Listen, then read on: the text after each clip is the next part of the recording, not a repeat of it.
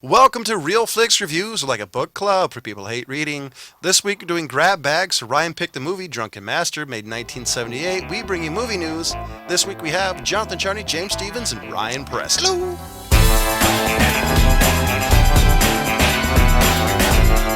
So who has the description of this movie? I thought you were going to do it, but I can do it. I forgot to bring it up on my iPad. Okay. I'm driving a car right now, so I hope you guys have it. Oh, Yes, come on. I do. I've seen people on LA, on the one or whatnot reading shit. Of course, they're not going anywhere. So Drunken Master, yeah, I've seen them 19... too, and they're usually my clients. No, that's fun. So, Drunken Master, 1978. An undisciplined boy must learn drunken fist kung fu in order to stop an assassin. Not quite what that film is about, but we're going to roll with Close enough. The first thing I want to say is this era of Jackie Chan's movies are probably my favorite because you've got the same era. You've got Fantasy Mission Force, Master of the Crack Knuckles. You've got his first movie, Snake and Eagle Shadow. Mm-hmm. I love it because you got the same exact people in every movie playing close to the same role. Right. Yes. And one of the best things to mention also is that this was Wu Ping Yun's first movie. Was it really? Second one, but this was one of the first ones that he did. He released this one in Snake and Eagle Shadow the same year, and these are his directorial debuts, and both of them are with Jackie Chan. My favorite thing about this movie really is you can kind of see the evolution of his comedy, especially if you've watched some of his later works, because his fighting, the choreography in this movie is hilarious. The fighting stuff. Yes, yeah, no, it is. I got to agree with you on the comedy side of it and the evolution of his comedy, and it's the one thing that like this sort of standard American movie-going audience, the people who just kind of go to the theaters and they caught like Rush Hour back in the day. They think of it as goofy, but it's a really standard kind of Chinese humor. That he has, that kind of goofiness. I mean, watch any kung fu movie from the same era, and you're going to get the same type of setup and punchline. Yeah. I think his comedy's gotten a tad bit more over the top since he's gotten older. But I wouldn't say the humor in this is subtle. I do think it's toned down a little bit more compared to what was it? City Hunter. Yeah. Well, Well, City yeah. Hunter was one of his stranger ones. It was kind of like Fantasy Mission Force style. Kind of, but Yeah. that one was... The City Hunter was more for the kind of gaming crowd of the day with Is a that what mix was of 93? anime. Because it's based off of an anime character, City Hunter. And so it's based on the detective from there, but it also has a lot of gaming references, like they do a whole scene dedicated to Street Fighter. Oh yes, yes. That is just awesome. And that one is actually City Hunter was released a year year before The Legend of Drunken Master, which I don't know. Big difference. I don't know if it actually is, but I kind of think it is a reboot. I've heard people call it as a sequel. I'll be honest, I don't like it. This is my favorite. This is literally, besides Snake and Eagle Shadow, is one of my all-time favorite Jackie Chan movies. Just mainly because I love this era. This is my all-time favorite Jackie Chan movie for a number of different reasons, but mostly it's the best of both worlds when it comes to Jackie Chan. He was in the best shape of his life. Yeah. For sure. I mean, he was just he was probably still in his 20s when he did this movie. I think he was younger than that. I mean, the comedy landed so well. The choreographing of the fight scenes were freaking magnificent. The training scenes to me are the training best. scenes were awesome, and then all the comedy came from such a natural place with the style that he was fighting and the subject matter that they were dealing with. So it's actually a really solid movie. Oh no, totally. You break it down like that. And Yeah, there's actually, Ryan is right. He was 24 when he did this film. oh wow. But yeah, Brian is completely right. There's that scene where he gorges himself in the restaurant. Yes. And then he goes to unloosen his belt, and he doesn't have a gut at all to extend. I mean, he tries to, like, but it's like he still had the six-pack style going on. It's like, nice try, but you failed. And I hate to keep hammering on the fight scenes, the choreography, but everything about this movie was hilarious. Some of it was subtle, some of it wasn't. I love the training his wrists when they're doing the But thing. master, it hurts. And how he tries to stop it, and guy jams it harder. Yeah, there's a early on. There's a scene where he's kind of flirting with that girl Yeah. at the Oh, marketplace. yeah. And the mother defends, It and kicks his ass. she does kick his ass. But that is one of the most well choreographed, well put together fight sequences in the entire movie. And you'll even see her do the leg trick where she's got her leg practically up, drops it down, does a circle, and brings it back up and slowly puts it back down. That is badassery at its finest, and the skill it takes to do that is amazing. And Yeah, well, I mean, as far as just fight choreography, You turn Jackie down Chan mine. took it to a whole nother level, not just with his fights, but with everybody else's fights also. I mean, he, throughout the years, I mean, and starting with movies like Drunken Master, he changed the stunt game for forever. You know, I Yeah. mean, he notoriously worked with his own guy for a long time on most of his movies. Has his own stunt coordinating company where he basically farms out his like master stunt team. And Yeah. he's developed so many different little techniques for the exploding chairs, and he developed shoes where you're actually able to connect with somebody's head without hurting them, but actually not looking like they just threw a phantom kick, you know? Yeah. I wanted to bring up one thing. John was kind of touching on the cast. You will see the same cast in multitude of the early Jackie Chan films. Like, I think this is the exact same cast that he had in Snake and Eagle, and then because I've got like a handful, 5 or 6 of his original early movies, and they all literally have the same cast. yeah, Almost 100%. And when you come across those guys, you know that you're in for a great Jackie Chan film. But he also brought in this film one of the ultimate Oriental bad guys, which was the guy that they named Gorilla, Shun Ha Lee. He's that big guy with a big pec upper body, Yeah. Asian guy. You see him in a lot of films, and he still recently does films. 10 years ago, I saw him in a new film. So, And but he's the ultimate bad guy in all of them. And I know I was talking to James before the show started about, because they used to have in Hollywood, I think they were called studio actors or studio players, like they were contract actors, and Clint Eastwood was one of them actually, if I remember correctly. Sure. And so you Yeah, see, I mean, you know, you have like a deal with a certain studio for like 10 pictures. Yeah. You know, and so you just kind of do whatever really comes your way with it.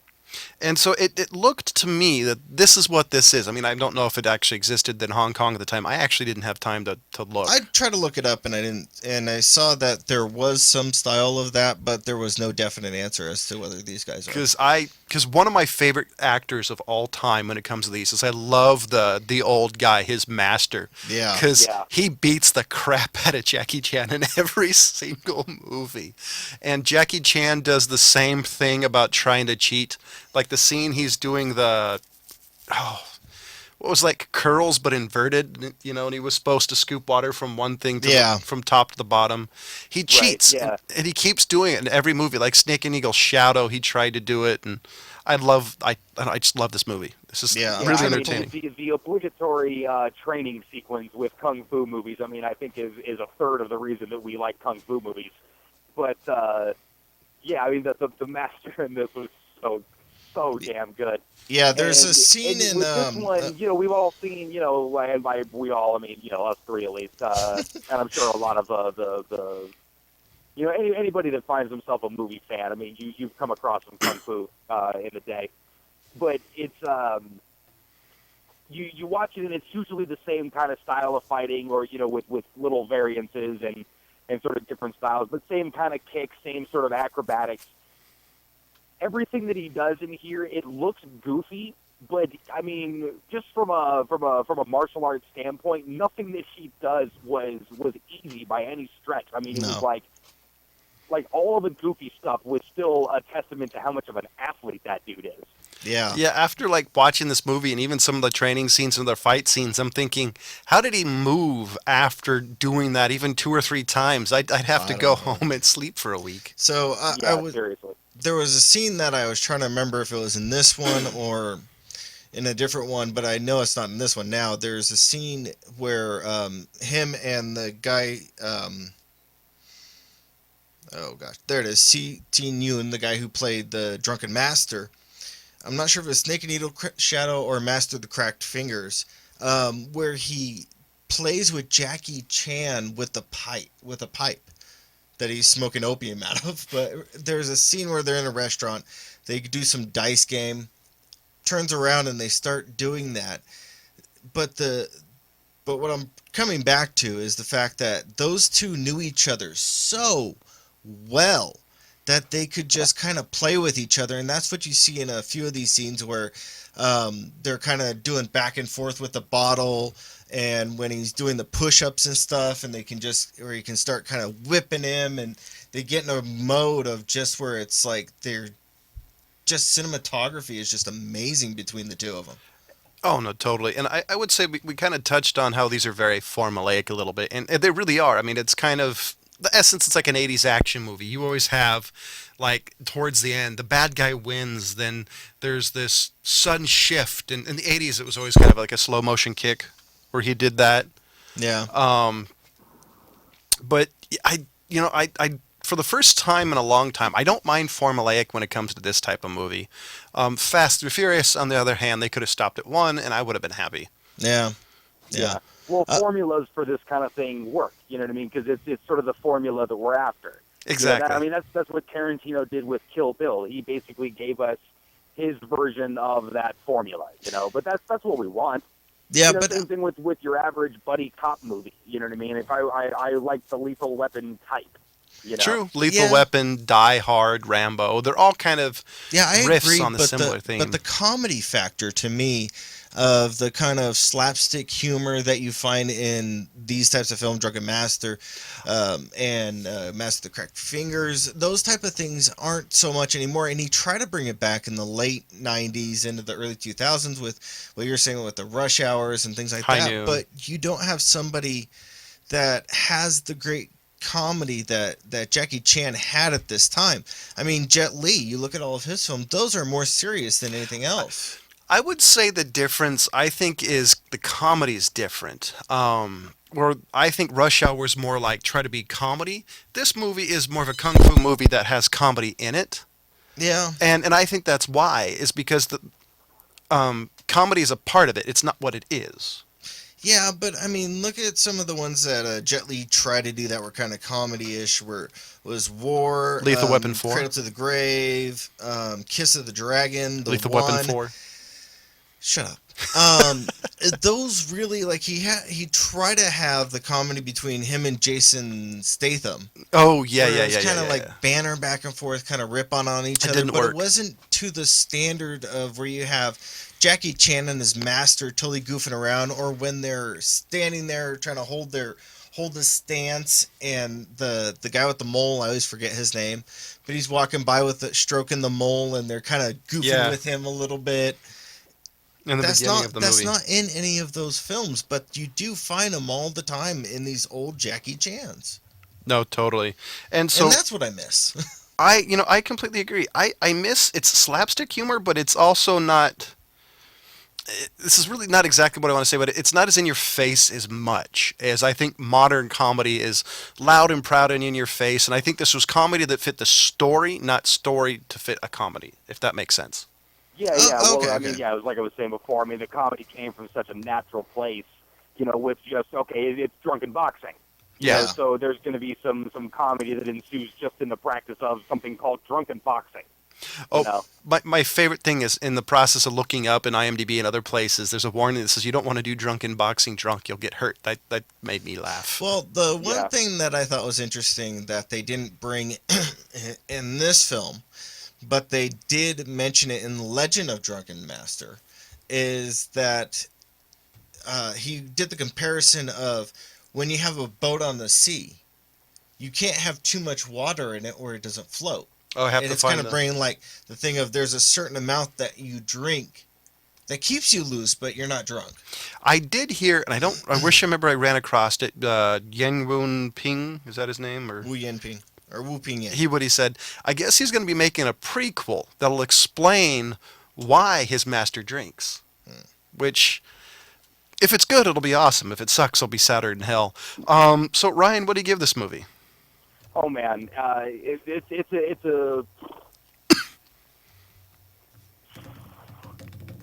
man. It's a 4.5 out of 5. I mean, just a near perfect kung fu movie. I mean, points for originality in a genre where they just kind of remake the same movie over and over again. He took some interesting subject matter, and I mean Jackie Chan. I mean, shit, dude. There's a reason that dude is a world famous, star, and not just in Hong Kong pictures. At this point, he's a walking crash test dummy, though. He's a what? A walking crash test dummy. That guy's been hurt so many times. Seriously, I mean, it was like legendary when we were kids. You know what I mean? You hear stories about this guy breaking every bone in his body, and you're like, well, this is just the toughest guy that ever lived ever. Yeah. So, what about you, James? I agree with Ryan that this is the perfect kung fu movie. But, I can't do a 4.5. This one's a 5 out of 5 for me. If I tell anybody what movie they should start with to get into the kung fu genre, it is this one. Yeah. There's another one that for me, it's way up there. It was one of his later ones in 1984 that came out, Wheels on Meals. Oh, yes. Dude, that one is another fantastic one with amazing choreography, fight sequences, and everything. But I look at Drunken Master as being the ultimate of kung fu films. For me, my favorite all-time Jackie Chan movie is Snake and Eagle Shadow. But it's not as funny, honestly, as this one is. No. And this, I agree with James. It's a 5 out of 5. This is the perfect introduction to the humor, the style, and I love this era specifically, especially when it takes place back in the time period it does. Yeah. So yeah, a strong 5 out of 5. I mean, this is literally one of my all-time favorite Jackie Chan movies. One of the ones that I've always wanted on Blu-ray, actually, because I don't think it'd be funny. I think he's hinting at Jackie Chan, but I mean, the quality's not going to transfer. That's why I think it'd be funny. Yeah. So next, we're gonna switch to episode 2 of Childhood's End. Childhood's End. And in this episode, you get to see kind of the bad guy a little bit more. You get to hear him talk, get to see his personality. What do you think? I think this one, transferring from the first one into this one, and Ryan has not done his homework. Anyways, that I think the transition was really well done. This one is a little bit slower pace than the first one. It does, however, get you into the behind the scenes of what the critical war rooms are doing and how they're trying to figure out how they defend themselves against these guys when they're realizing there is no defense against these guys. I thought it was a little forced. I thought it was really weird because to me the weird part was when he backpedaled on kicking the guy out, went back to this farm, kind of went his tail between his legs and said, "I'm sorry," even though there was obviously a reason for it. Yeah. But I thought that was a little weird coming from a position of goodbye, I am the Almighty, and then. Yeah. That to me was a little weird, and I think it actually plays further in the story. I'm hoping, because I think it kind of does towards the end of this episode. Yeah, but I mean, this one for me was just kind of like they're trying to keep the boat afloat until the next episode. Yeah, I could see that. Try to cover up some of the sci-fi stuff. And he totally does look like Tim Curry from the movie Legend. Actually, the bad guy not necessarily the bad guy in this film, but the alien that is Tywin Lannister from Game of Thrones, which I was hoping Ryan would see it. Yeah. See, I still say he's the bad guy. I really have no idea, but hey, I'm going for the devil-looking character as the bad guy. So. But this one also gets you hints as to the strange things that are happening with the kids. This honestly kind of reminds me of a riff on Dante's Divine Comedy, Village of the Damned / like Children of the Corn. It's just a really weird mixture of stuff. And I thought it was weird when you saw that page of the Divine Comedy. That to me was like, whoa, I didn't Yeah. expect that. Also, the horror movie elements with that chick's cross that was choking her. Oh yeah. And what happened to her at the end, spoiler. So I actually thought that was really well done. I like how they're starting to ramp up the story enough to, it's just not all this feel-good stuff. They're starting to add hints of horror elements and kind of really that it's not as utopian as it seems. exactly. They're really foreshadowing the next episode. Yeah, I thought they did a decent job bringing the introduction to the next episode. But for me, this was kind of like one of those where it's like, most of the episode to me just kind of seemed like they were trying to keep the story afloat. I totally agree. So, It- and each one of them is what, an 80 hour? minutes? At 80 minutes? I thought they were 80 roughly an some hour. minutes. Something like that. I think It the is- first one I might have been. It is a sci-fi movie, so sci-fi movies, for some reason, to me, kind of do that. They need filler, and you kind of go, they could have cut out the last 20 minutes of this movie. Yeah. Oh, Yeah. or cut out, 20 minutes, 5 minutes on each commercial break before and after. But I was actually impressed. I mean, I had to do a little bit of speed watching just because I kind of ran out of time.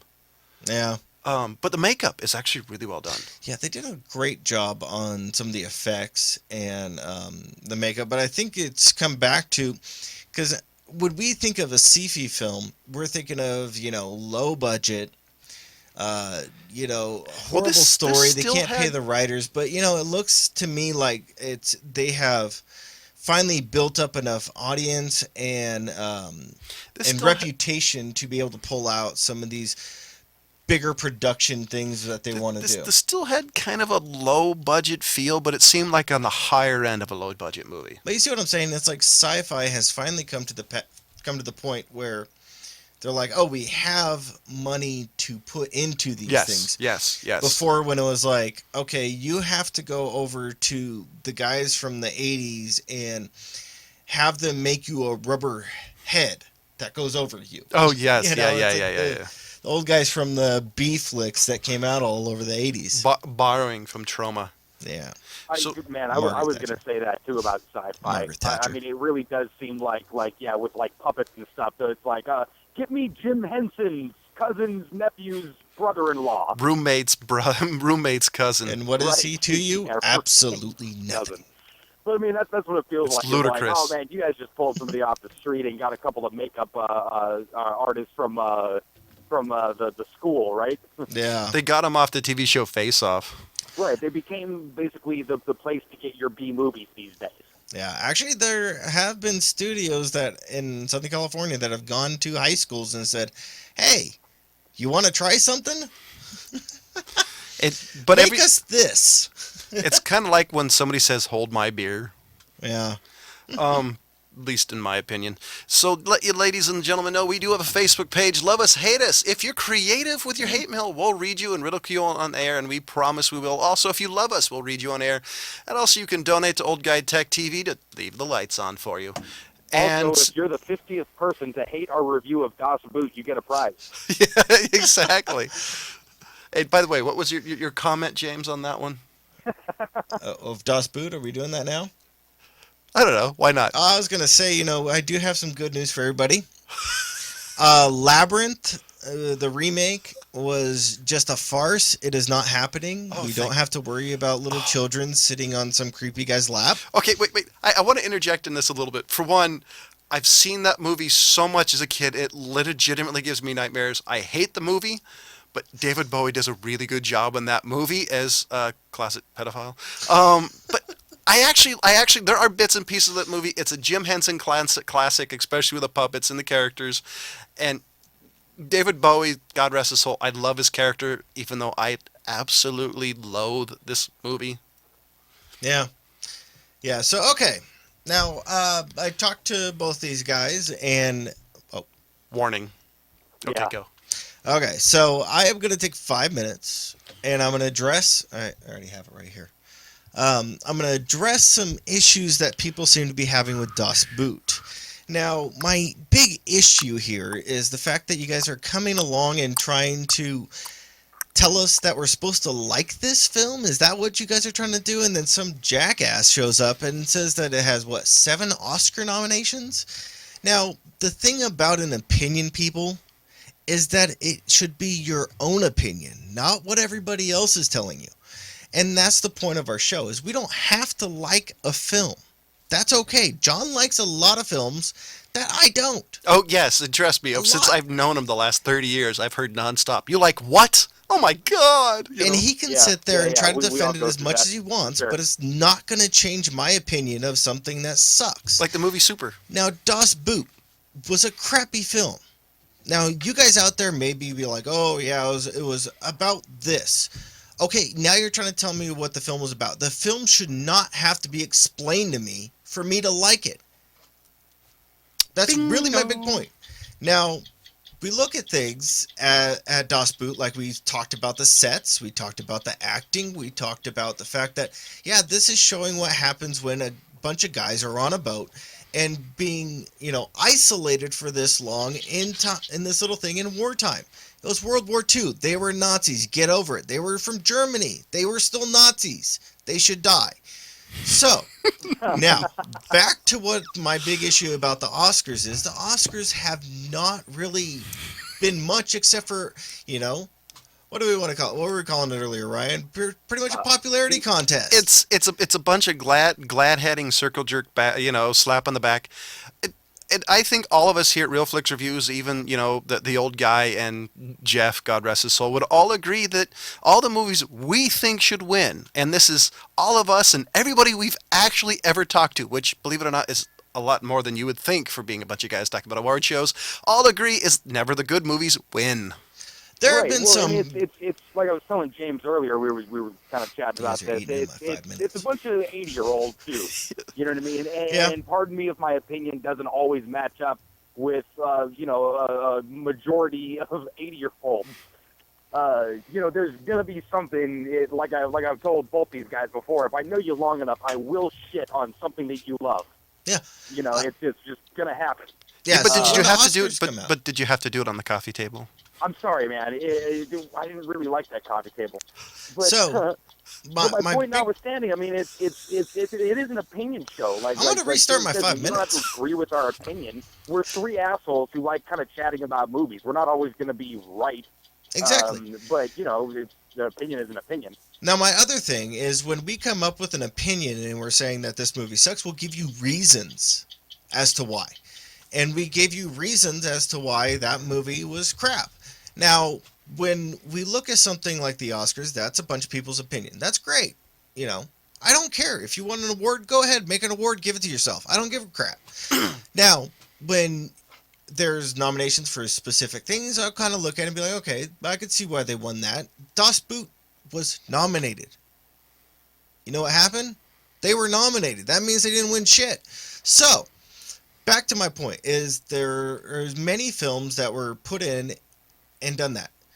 Now, what do the Oscars mean? Jack nothing, really. Do they get money for it? Probably. I don't give a rat's ass. I haven't watched the Oscars in probably 15 years when a bunch of movies that were way better than those that won lost because of the fact that they were passing out prizes to people who did not necessarily deserve it. And now we have the Oscars coming out this year, and there's a big old scandal because, there's not a black person nominated. If they didn't do a good job, they didn't do a good job. That's simply what it comes down to. Well, this is... Now, hold on. I do have now, one. we also have one more thing I just want to point out. People don't really like the Oscars, and those are celebrities. Go talk to Spike Lee. He hates the Oscars. Go talk to Leonardo DiCaprio. That dude sucks at the Oscars. So, my final point is make your own opinion your own opinion. If you don't like what we have to say, give us reasons as to why. Tell us the acting was better than you think. Or give us a reason as to what specific scene is what you think should be giving a better rating. And if you want another example of why we think award shows suck, look at who won the first heavy metal Grammy. It wasn't Metallica, Megadeth, or any other heavy metal band of that era. It was Jethro fucking Tull, which, by the way, I actually like. They don't come close to heavy metal. They couldn't hold Ozzy Osbourne's jockstrap. I agree. I'm a big Tull fan, and not metal. It's not metal. No. The guy But, wears tights. Yeah, And- it's the same reason that people don't like the Rock and Roll Hall of Fame. If you ever look up the list of people not in the Hall of Fame, you probably never stop throwing up. Yeah. Oh, and But one at more the same thing. If time, I hear another one thing I more wanted to mention person, is we're obviously not like film historians. You know what I mean? None of us went to school to study film. So it's not Our like school we're was aware about thousands of everything movies. that went into making every film. We do a semi-reasonable effort to kind of look up a couple of little fun facts if we don't know them just kind of off the top of our head. We're a bunch of movie geeks. That's pretty much it. We love movies, Yeah, we're three dudes who collectively seen 20,000 movies. I'm more than that, dude. I'm more than that on my own. Yeah, for sure. I mean, we grew up, so we're actually running a little late, but we grew up in the 80s, which was the perfect time for theater, for rental stores. Our afternoons and our Fridays through Sunday was at the movie stores going, oh, I haven't seen that one. And that's one of the reasons why I've learned, okay, not all trauma movies are actually entertaining. And we knew the movie guy that owned the store, or was the son of the people that owned the store, that's like, hey, you want to see something weird? Here you go. Yeah, like the thing, it's kind of like the black curtain, except it was under the counter, which you had to be nice to the guy to get access to. Yeah, and Right. I mean, some of them were even crackheads. Literally, no joke, smoking crackheads. I'm not lying. It's true. But, they would stay up for hours and watch a bunch of crappy movies, So, you got to walk through a lot of shit to find the gold. The problem is I'm not a crackhead. I've done the same thing and still do the same thing. I don't smoke crack. Yes, I don't but snort it either. I don't shoot. Okay, I we're promise going I over. don't do We're anything. losing topic, but that's really what I want to come down to is the fact that it's our opinion. You don't agree with us? That's cute. It doesn't get it comes doesn't down affect to me. rock, just rock your opinion, own it. And if you really legitimately have a reason why you think we're dumbasses, or if you think the fat guy sucks, blah, blah, blah, actually tell us. Actually saying, hey, you guys suck, doesn't help. Or that a film won a bunch of Oscar nominations, so we're wrong. I actually want to salute that guy because at least he gave us some information. He legitimately said they had a bunch of nominations. That's why I think you're wrong. Hey, that's cool. I like that. I don't agree with your opinion, but I do appreciate the fact you're actually giving a lot more than the fat guy sucks or the curly-haired guy's an asshole. Shit, man, I've changed my opinion on movies over the years. You know what I mean? After just chatting with somebody, one of my favorite things in the world to do is just kind of argue my point on the movie. I was defending the new Star Wars movie to one of my friends the other day. Which, by the way, if you want to know the genesis of Real Flix Reviews, it was literally us three. We have the same conversation when the camera's not on. So we figured, why not surprise everybody else with our highly opinionated asshole opinions and film it? Yeah. Hence the reason why we do Real Flix Reviews. Yeah. And our opinion is the greatest show on the internet. Yeah, you gotta have an opinion. If you don't, you're an asshole. So, ladies and gentlemen, I want to thank you for watching Real Flix Reviews. I gave The Drunken Master, not the legend, the original 1978, a 5 out of 5. James gave it a 5 out of 5. Ryan gave it a 4.5 out of 5. Next week, we're going to do The Revenant? The Revenant. It's the Leonardo DiCaprio movie. Then everybody's hoping this is the one he'll finally win the Oscar or whatever award he hasn't currently run. Dude, I'm pushing for you, but even if you lose, I'm gonna laugh. Ha ha. And we're also going to finish off, right? So the last three. We're going to finish off Childhood's End. And as always, thank you for watching. Goodbye.